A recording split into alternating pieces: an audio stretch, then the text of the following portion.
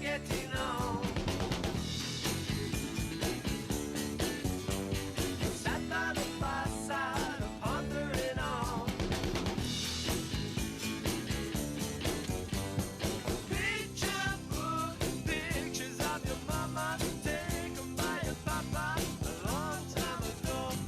Picture book of people with each other to prove they love each other a long time ago.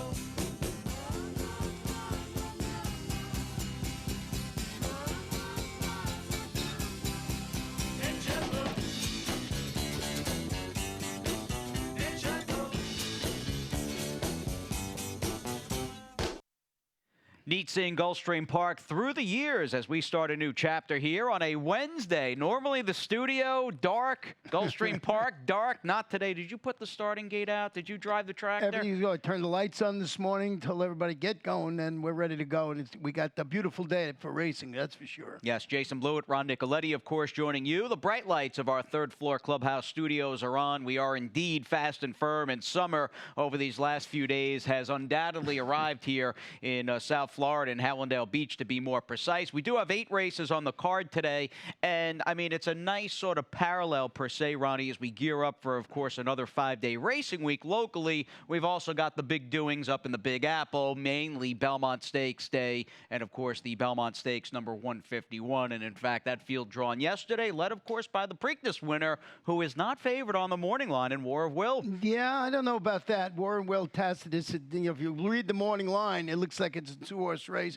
I would have went the other way, just flip those 9-5 and 2-1, but that's just me. So we'll see how it plays out there. But we'll see if War of Will, of course, can get the job done, or is it Tacitus from Belmont, who's had a couple of troubled trips, that horse. Yeah, he seems to be not only maybe a little snake-bitten as far as just race day or racing luck goes, he also seems to be the marquee short-priced wise guy horse in spades in this year's Belmont Stakes. $1.5 million on the line, and of course, that is just one of the many star-studded fields that they'll have up in New York on this Saturday, June the 8th, and we want you here with us. If you can't make it up to Belmont Park for Belmont Day 151, why not come on out here to Gulfstream Park? There'll be a lot going on. Always a buzzing type electric crowd on these Triple Crown days here at GP, and a lot planned, including the action just feet from our studio here on the 3rd floor in the Flamingo Room. Yeah, and it was real popular when they did it for the Kentucky Derby. They have stations where you get all different food. They got DJs, they got games, they got prizes. There's the number, call the ticket office, and see if you can make some reservations. That's in our Flamingo Room on the 3rd floor, as Jason said, just right over there. Yep, less than a half a furlong from when we're sitting. And if you're out here early, feel free to stop by the studio, either up here or, of course, downstairs, right outside the walking ring, and say hi to us. Now, looking ahead to today's action here, a nice, neat card. We've got an even number of races, of course, which is 8 on this abbreviated or somewhat abbreviated Wednesday, June the 5th, and a card split evenly down the middle. We'll start on the turf and have 4 grass races altogether, and that same number over the fast main track. The Rainbow Six, Ronnie, is certainly a point of conversation, and among the most important favorites throughout the sequence, I feel as though the Mike Maker trained claiming horse, Granny's Kitten, who's done some good things in the past, might be on a more budget-minded play, might for some be a Rainbow Six single, per se, on the turf. I'll raise my hand on that. That's exactly what I did in that particular race, and I went a little deeper in the rest of the card. I got a ticket you'll see in a little while down the road, but I just thought that horse jumped off the page, at least to me. Yeah, right. No, that horse riding a fairly long winless streak, but still may hold the always tough to beat and intangible, quote-unquote, class. Now, the carryover situation, just to note, the High Five and the Rainbow Six both begin in earnest in race number 3, and I was not here Sunday, of course, and want to thank Pete Aiello for filling in with you, Ronnie, on the morning show. First thing I did, though, when my wife and I got back from hiking Sunday afternoon, or I should say Sunday evening, was, did they hit the jackpot Rainbow Six? They did not hit the Rainbow Six, and it was, I would say, around race 9 or 10, people are walking around saying, this is gone, because it looked like it might get hit, and it was all covered in the final race. No singles, No singles, all covered, so we were lucky and got through it, and some people got a chance to get it today, but whoever hits it, with 6 out of 6, even though it's not that one ticket, boy, they get paid well. And we have not paid out that single ticket jackpot since this meet began. It's an approximation, but it feels as though this meet, in fact, since Maximum Security crossed the wire first in the Florida Derby and won that race, this meet's over 2 months old at this point and still waiting to potentially pay it out. Today could be your day, and all you need is that 20 cents to get involved. Meanwhile, 50 cents will be your ticket to entry in the early and the late pick 5. And in fact, our Wednesday, June the 5th, early pick 5 sees me singling trainer Steve Dwoskin's horse, Starship Pinnacle, in race number 3. I think that is a great spot for that colt. Third time back and just in the right field. Pretty compelling puzzle in the first, and very much likely a 3-horse affair. And I see, Ronnie, between the 4, 6, and 7, you've got them boxed up like I do in the try. Yeah, I thought those were the logical 3 in that particular race. So we'll see. The current 8-5 favorite early in the waging is Awesome Raw. Now, Blue Magic in the second does hold a pretty big speed figure edge of late. She'll have Edgar Prado. I think the 7 Rose Path, though, is heading in the right direction, and I do like her post. But again, that race could quite simply be as simple as Blue Magic. The third race has got my single, and then I've got 2 in race number 4. And I do like the 5th race, Ronnie. I know there's some guesswork to be had, mainly because there were 5 first-time starters in that cast of 7. But it strikes me as a race in which the 6 Flaming Hot might be the good story, per se, debuting for Maiden 50. Yeah, for Kathleen O'Connell, certainly the one to beat, I think, in that race. But it is 2-year-olds, so that's where I think when you're putting your Rainbow 6 ticket together, if you could single like Jason in the first leg, you go a little deeper in that race because you never know with those 2-year-olds. Absolutely. And again, the Rainbow 6, meanwhile, does start in race number 3, along with that super high 5 carryover of about $3,100. This first race, though, Ronnie, again, a nice little matchup and potentially a 3-horse affair, just as far as talent goes, but 3 very different looking horses on paper between your top pick, the 4 Awesome Roar, who's got speed, the turn back, the number 6 Majestic Mayara, and I took the number 7 Lady Greatness, liking her 2 back, or today will be 3 back already, off the barn change for leading trainer Safi Joseph Jr., who's number 1 in the standings with 15 wins. And look, she ran twice in about a 96-hour span to close things out in May. She's a little fresher here with 2 weeks between starts, dropping in class. I'm going to take her as the likely distant 3rd choice behind your top pick in the 6. Yeah, she's the one that's going to close, at least in my estimation. That's Lady Greatness. But I did go with Awesome Rose, dropping into, I think, a winning spot in the first race, since goes up and presses those really swift early fractions, weakens late as the favorite. And that was a really strong field of 25 starter optional claimers. Steve Glaceris adds to the appeal. He's got leading jock Edgar Zayas in this, Majestic Mariah, second to Awesome Raw when they completed at this distance during January. This one does its best running at 5/8 of a mile for sure. Yeah, Majestic Mariah. Yeah, Lady Greatness must end up sitting that trip. Yeah, no, she's outside. I'm hoping she gets some speed, and maybe Awesome Roar, even though I respect her a lot, maybe she's got a bit of an issue if she gets hooked or has to run pretty fast off a near 100-day layoff due to the presence of the speedy Salsalita. See what happens in that cast of fillies and mares on the turf to start the week. Meanwhile, we hit the main track on this fast and firm Wednesday afternoon, the first of 4 today on the dirt. Much like the opener, we stay with the 6-horse field after scratches and have a 62.50 3-and-up filly and mare claimer, led, of course, by your top pick, and I'll let you talk about the 6 Blue Magic, who does have Hall of Famer Edgar Prado. Yeah, cutting back to 3/4 of a mile after surrendering that lead to finish second as the favorite. That was going 6.5 furlongs. Now, this one has been the beaten favorite in the last 4 races on the dirt. You mentioned Edgar Prado trying to repair that chalk burning status. This is the spot with the small field. I think maybe this one finally gets over the top today.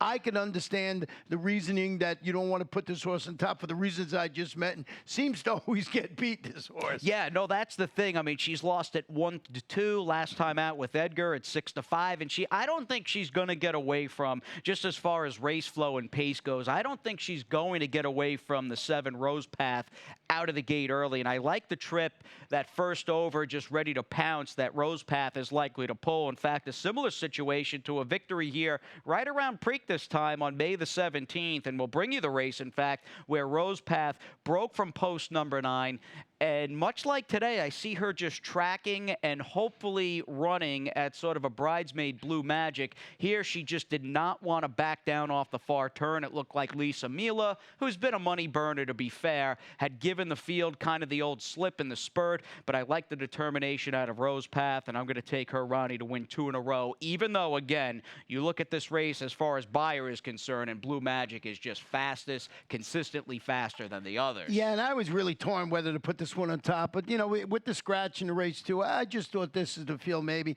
I split it with the one that you have in fourth, the Teva. This one changing barns today after and turning back after rallying late to finish third behind Blue Magic. That was going 3/4. Needs the speed. You know, as this horse has some speed, he's going to be there, and maybe he could steal it in there. I think the race goes through the 7 and the 6. The one, a little bit of a sneaky because of that speed along the inside. All right, inside post as we take a little time out on this live Wednesday edition of Gulfstream Today. Back with a $2 million plus Rainbow Six ticket after this.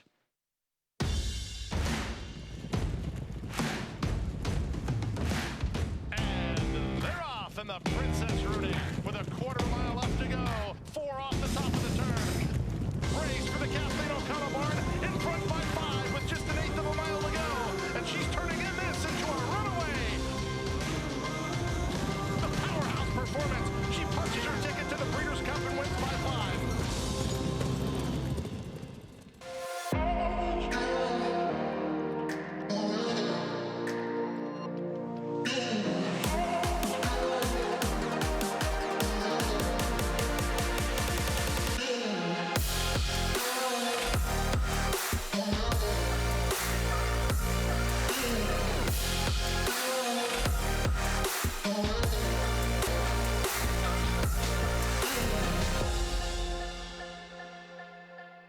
Ronnie and Jason back with you on this Wednesday edition of Gulfstream Today and the Watch XBTV commercial and XBTV.com. We will indeed have a number of people on site this week through Belmont Stakes Day with XBTV. So check it on out. It's all free for your viewing and hopefully wagering pleasure over at expressbet.com. Speaking of wagering, Ronnie, we've got 1.97 in this jackpot Rainbow Six carryover, and I'm curious to see what you're doing. Yeah, it'll be over $2 million in the first flash. I went 3 deep in here, 2, 4, and 7, but I'm in agreement that the number 2 Starship Pinnacle is the one to beat now. But I went with Roses for Jimmy, and I feel good, using those 3. And as we mentioned when you were talking about your early pick 5, I did single the number 9 Granny's kit, and this one dual, you know, behind that repeat winner New Year's Day. Just looks like the last a logical spot for this horse. Wanted to single somewhere. Race number 8 this afternoon. I like the 9 Mambo Dancer at 6-1 there. Yep. Ooh, Steps up. nice price. Yeah, wow. You know, just beat those 12-5 maidens last time by 6+ lengths. So that was my little bit of a long shot today. I don't think we're going to get 6-1. 32.40 for me. And if you agree with Jason here, and you could single a horse like the 2 in the 3rd race, sure, you can have a really affordable ticket and maybe go deep in that 5th race like we were talking about with the 2-year-olds. Absolutely, Ronnie. And for me, I know you like Granny's Kitten a bit later, and I get that, and it may just be the right field. And I'm going to argue a bit earlier in the day. In fact, as we start the rainbow, this is the group of horses as far as ability goes. And I think just in looking at the 2 Starship Pinnacle, 3rd back off that 9.5-month layoff, this is a deserving favorite for trainer Steve Dwoskin. Yeah, drop it to the bottom now on the main track and turn it back to 7 after rallying to finish that okay 4th against those 12-5 maidens going 7.5 on the turf. Dwoskin is going to use the apprentice Kristen Torres handling combination today. You know, switch and surface switch turn back. Looks like the logical one. I just don't trust him that much for my single in there. Roses for Jimmy, and I feel good at dropping, you know, to the bottom on the dirt. He showed some speed on the grass. So I wanted coverage, basically, but the race does go through 2 Starship Pinnacle. All right, with 7-pound apprentice Christian Torres. Let's move on to the 4th. We're up in class here, and kind of a nice little parallel, or at least second act, if you will, to today's first race. We'll have the fillies and mares in race number 1. We'll bring on the colts and geldings here, and I see a crowded pace scenario between the Pink Rattler, Lucky to Be in America, and maybe even the 7 Bullgrats. And I wanted horses that I thought could sit the trip, per se, and just have the best closing kicks. I think I have that with Honolulu Express, and to a lesser lesser extent, but still on the ticket, is the number 5, Marcelino. I singled down the line in race number 7. I mean, I went too deep in our 2-year-old race, which we'll talk about in a few seconds. Got a couple in the 6th. My 7th race, however, Ronnie, it was either, and you'll see a stat shortly on the show for the 6 Slingin' Sammy B.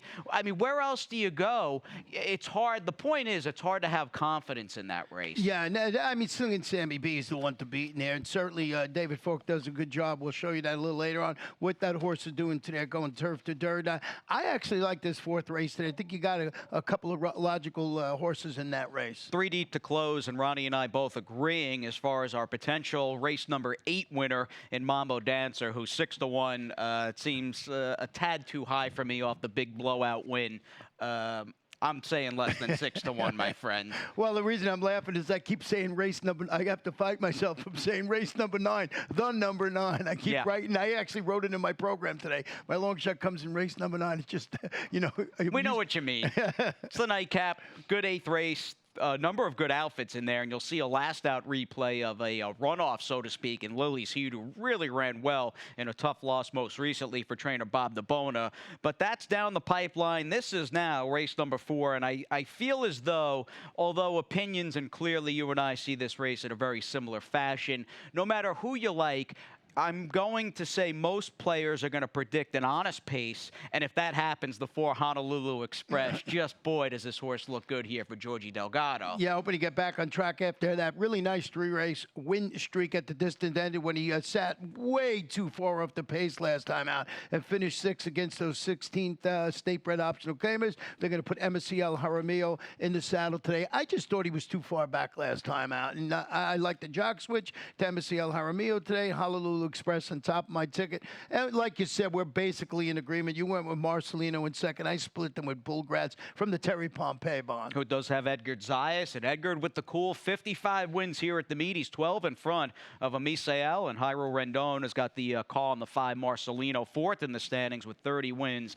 This has been quite the 2-month run, give or take, in Hallandale Beach for that native of Colombia. Meanwhile, we move on to the 5th here, and there's some guesswork to be had. Again, just as far as sheer numbers are concerned, you've got the 5 firsters, only 2 in the race, Russian Resort, and I think more importantly and maybe more dangerously, the 7 Rebelled are the horses that do have experience. Now, in the case of the first-time starters, just looking around, you've got the 6 Flaming Hot, who's got Kathleen, has Edgard, and a very win-early pedigree. I know we've got a good stat for KO as well. Yeah, this is from their first year. Kozan has been doing really good. Yeah. This one's a half-brother to a Grade 1 stakes place. Uncle Vinny, who I asked you about the other day. Here's the stat on Kathleen, 2-year-old first-time starters. Now, these are maiden claimers. She's really solid, 17 for 74, 23%, 45% in the money, and still that positive return on investment.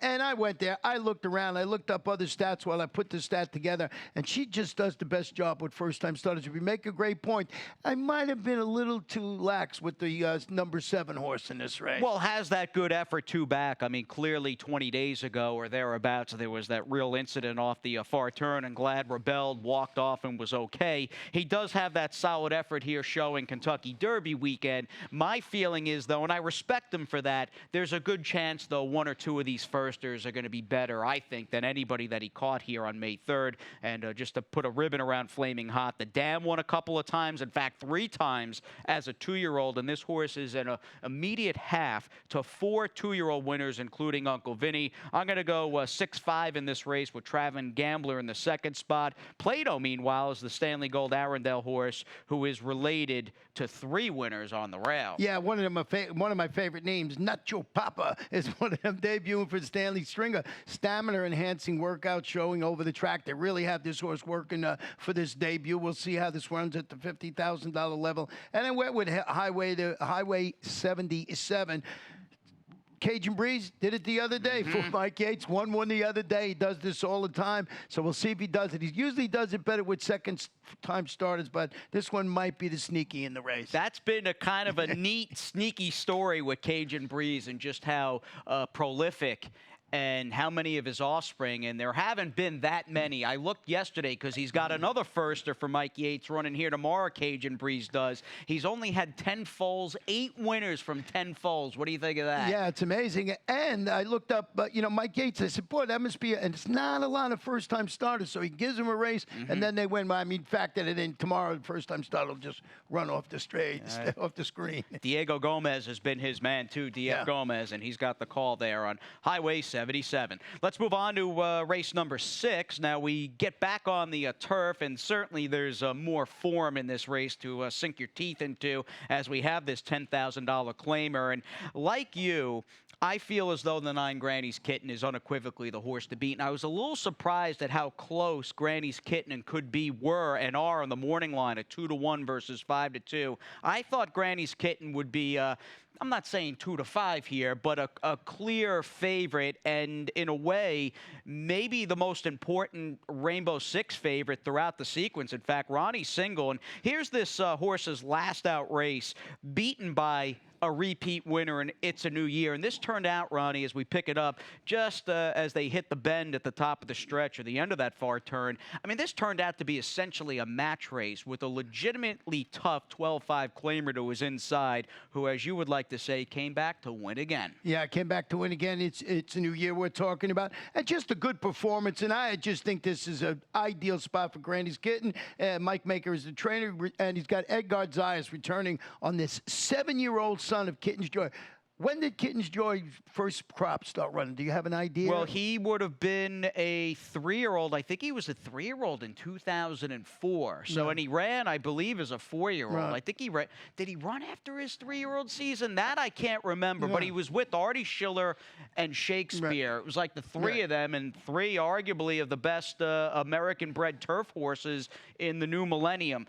So I would say he's been standing stud, maybe 10 crops, give or take. Yeah, I didn't know. When I saw 7-year-old, I said, I got to ask Jason that, because I really, I said 7-year-old son, but you're probably right. It's probably up near 10 years. Yeah, time flies, Ronnie. Yep. And I know, don't tell me. I'm wondering just the percentage of Kitten's Joy horses owned by the Ramseys. Oh, jeez. I couldn't even Got to be imagine. over 50%. Oh, and he's yeah. a terrific stallion for sure. That's not to take a shot at him, because he is a terrific stallion. But boy, the red and white have repped those Kitten's Joys. Oh, man, and that he's just been such a prolific sire on the grass for that family and for the Ramseys. So just fantastic. But I could understand you putting Could Be on top of your ticket. I like this horse's recent form. I like that he can at least lay close to what may not be all that fast of a pace. And as I started to look through, Ronnie, and I do like Granny's Kitten's last start, tough loss or not, behind It's a New Year. But in looking at Grandanuco, Romp and Reed, My Point Exactly, Naughty Bowie, I feel as though he may be coming out of the best recent to 10 to 12-5 claiming fields here on this circuit for trainer David Fox. Yeah, my concern to put him in second, not that I would, I just thought he's a logical contender. He's still looking for his first victory of the year, 7 starts with no wins, talking about Could Be, but he's been against those open claimers. It's a tough horse, so he'll be right there at the wire. Had a single somewhere with Granny's Kitten, and then we both used number 7, Louis Vale, in third. And in fact, as we spend a couple of more minutes on this race, let's look at Louis Vale here, and he ran back on May the 11th. He's got an altered course, improved short comment, and I get watching races, it's a very subjective thing. I thought ultimately this horse just had a really good trip. Sans the lack of early speed, he's able to, with nobody around him at all, he's able to slowly get himself to the outside and was just outrun. He passes some tired horses.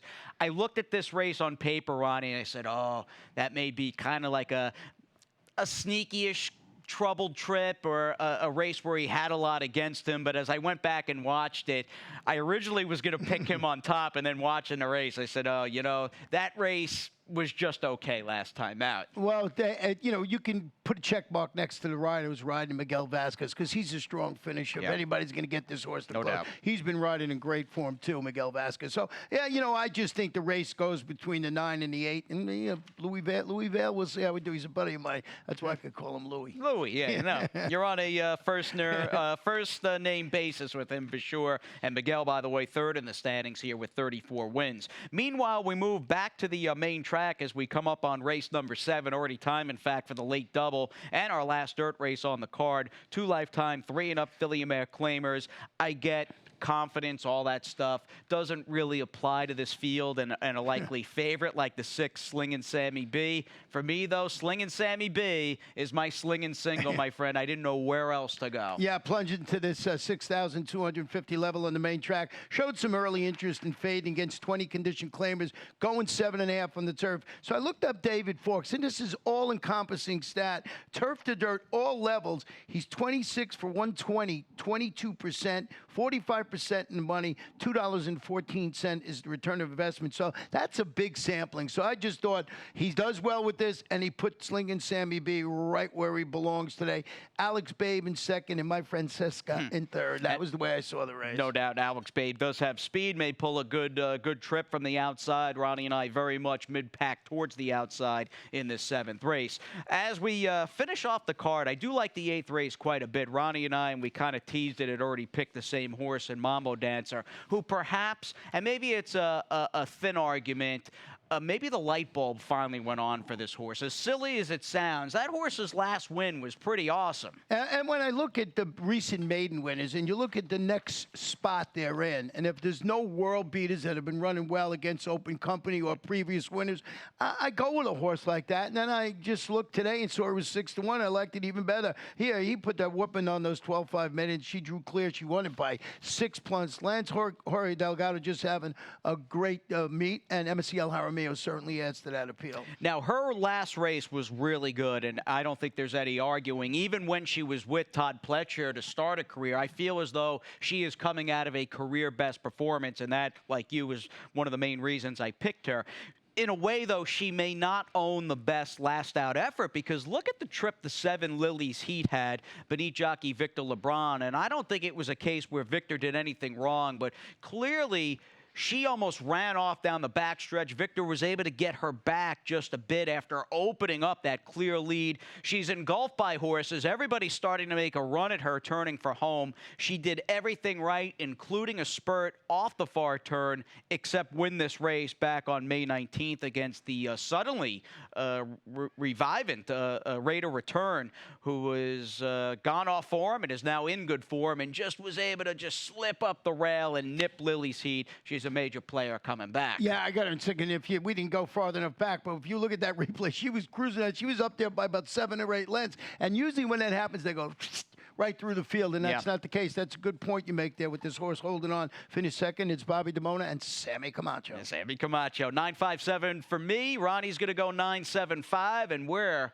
going to vacate the premises. We'll bring on track announcer Pete Aiello. It's ready to roll on this 8-race Wednesday here at Gulfstream Park. The best chance for success begins with a solid foundation. At Hardacre Farm, early personal one-on care starts the journey to becoming a champion. Bred to leading stallions, our mares represent the highest standards. Hardacre Farm's signature in the breeding industry. Based in Ocala, Florida, breeder and owner Amy Tarrant has inspired excellence throughout her entire career. In your quest for success, start with Hardacre Farm, breeding the champions of tomorrow.